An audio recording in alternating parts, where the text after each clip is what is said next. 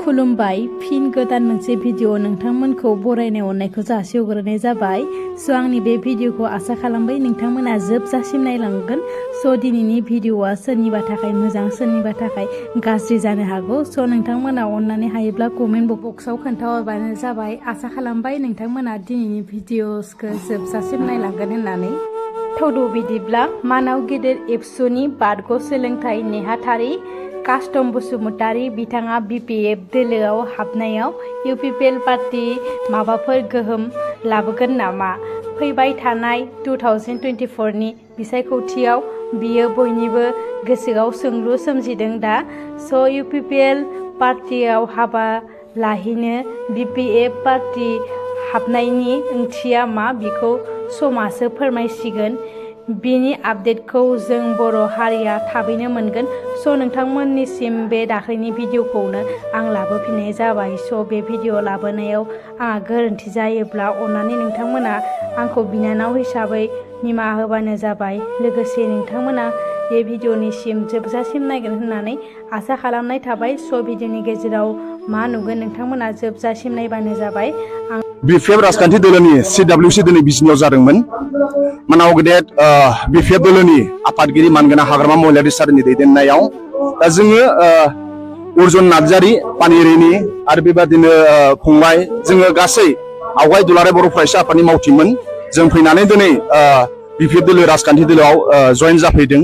जों गिबियाव साबायखर बावो मानाव गेदेर BPF दोलोनि आफादगिरि हाग्रामा महिलारि सार बिथांखौ जों बादि फिसा मानसिखौ BPF दोलोआव खाबु होनायनि थाखाय खामानि मावनो खाबु होनायनि थाखाय आरो साफ्रोमबो BPF दोलोनि दैदेनगिरि मावथि बिथांमोना जोंखौ BPF फेमिलियाव बोजबनानै लानायनि थाखाय इयुनाव मोजां जोङो सुबुं माहारिनि थाखाय खामानि मावनो हागोन जों बेखौ मिजिंथिनाय थाबाय।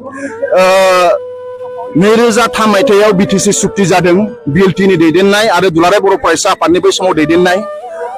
नर्थ इस्टआव सा सानजा रायजो भारतआव गासै जोंहा 10टा सिक सिडुल दङ। मिज'रामाव मोनथाम सिक सिडुल, मेघालयआव मोनथाम सिक सिडुल, त्रिपुरायाव मोनसे सिक सिडुल, आसामाव मोनथाम BTC खौ लानानै सिक सिडुल।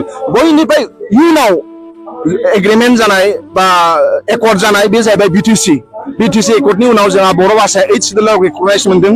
BTC एकर्डनि उनाव जोंहा सिक सिडुल मोनसे एनाउन्समेन्ट मोनदों। नाथाय हाग्रामा महिलारि सार दैदेननायनि जि BTC बयनिफ्राय इयुनाव 2003 मायथाइयावसो एग्रिमेन्ट जादों। अब्लाबो बिराद फास्ट मोनसे डेभलपमेन्ट जादों। गोदोहाय जोंनि लाइमोनफ्रा फरायनो थाखाय इउनिभारसिटि गोजौ सोलोंथाइ लानो थाखाय इउनिभारसिटि गैयामोन। लवार आसामाव BTC एकर्डनि उनावसो 2003 मायथाइनि उनावसो बड'लेण्ड इउनिभारसिटि मोनदों जायनाखि जोङो BTC एकर्डनि उनाव मोनदों। दा बेफोर मोनसे उदाहरन आरो मानाव गेदेर हाग्रामा महिलारि सारनि दैदेननायाव बयनिफ्राय इयुनाव जोङो बर' जाथिया सिक सिडुल मोनदों। अब्लाबो बयनिफ्राय बांसिन डेभलपमेन्ट जादों। उदाहरन हिसाबै ट्राइबेलफोरनि गेजेराव प्लेन ट्राइबेलफोरनि गेजेराव सिक सिडुल एरेन्जमेन्ट रावबो मोनाखै नाथाय बर'फोरासो मोनदों बे मानाव गेदेर हाग्रामा महिलारि सारनि दैदेननायाव। आरो बयनिफ्राय उनाव एग्रिमेन्ट जादोंब्लाबो बयनिफ्राय फास्टेस्ट डेभलपमेन्ट जादों। दिनै मा होनो मिज'रामाव मोनथाम सिक सिडुल दङ। सांमाफोरनि थाखाय माराफोरनि थाखाय लाइफोरनि थाखाय बिथांमोना BTC आव नायनो फैयो बोरै डेभलपमेन्ट जादों। त्रिपुराया जोंनिफ्राय सिगां सिक सिडुल मोनदों अब्लाबो जोंनाव नायनो थाखाय फैयो। कार्बि आंलं आरो दिमा हासावआ बिराद सिगांनो सिक सिडुल मोनदों नाथाय BTC खौ बिथांमोना नाहरबाय थायो। मेघालयआव मोनथाम सिक सिडुल दङ गार' खासि आरो जयन्तियाफोरनि थाखाय नाथाय बिथांमोना BTC खौ फ्राय नाहरबाय थादों। मानाव गेदेर हाग्रामा महिलारि सारनि दैदेननाय जि BTC 2003 मायथाइ बयनिफ्राय इयुनाव एकर्ड जादों नाथाय बयनिफ्राय फास्ट डेभलपमेन्ट जादों। दा ओंखायनो मानसिफ्रा जोंनि सुबुं हारिफ्रा बेखौ फोथायनाय दङ फिन आरोबाव रायजो राजानि मददजों फैबाय थानाय बिसायख'थिफोराव हाग्रामा महिलारि सारानो देरहाफिननानै रायजो राजानि अननायाव इसोरनि अननायाव आरो जेरैबायदि फार्स्ट मोनसे डेभलपमेन्टआव थांबाय थादोंमोन एडुकेसन सेक्टराव होन टुरिजम सेक्टराव होन साख्रि बाख्रि होनायनि खोथायाव होन बा राव हारिमु थुनलाइ बा BTC ओनसोलाव जाय जों गुबुन हारिफोरा बिदा फंबाय हिसाबै मिलायनानै थानाय जि मोनसे अनलायनाय सोमोन्दो जे मोनसे डेभलपमेन्ट आरो आसामनि गुबुन हारिफोरा बा नर्थ इस्टनि गुबुन हारिफ्रा बा भारतनि गुबुन खनलाफोरा BTC एकर्डनि उनावनो बर' हारिखौ सिनायथि मोनसे मोनदों। दा ओंखायनो बे डेभलपमेन्टआ फैफिनगोन होनना जों सानो।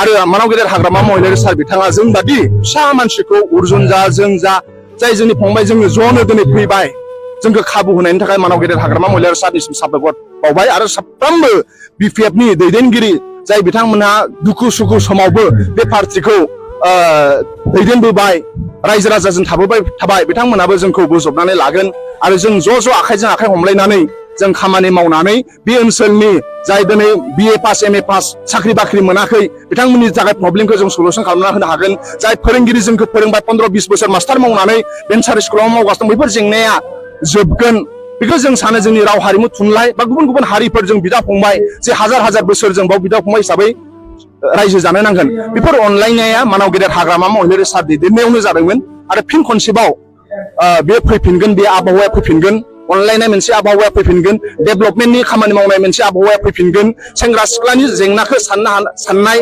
दैदेनगिरिया बे फैफिनगोन आरो जोंनि फोरोंगिरिफोरनि दुखु सुखुखौ बुजिनो हानाय मानाव गेदेर हाग्रामा महिलारि सारा फैफिनगोन बेखौ जों मिजिंथिनाय थाबाय इसोराल' जोंखौ अनथों समाजनि खामानि मावनो हाथों गोरिब दुखियानि खामानि मावनो हाथों सेंग्रा सिख्ला लाइमोनफोरनि खामानि मावनो हाथों गुबुन हारि माहारिनि जे हिउमेन बिंनि मोजां जे इसोरा जोंखौ बुंलांनाय महात्मा गान्धीया जोंखौ जे बुंलांनाय बेखौ जोङो जाहाथे मावनो हाथों बेखौनो जों मिजिंथिनाय थाबाय साफ्रोमनिसिम साबायखर बावबाय BPF दोलोनि दैदेनगिरि बिथांमोननिसिम साबायखर बावबाय गोजोन्थों।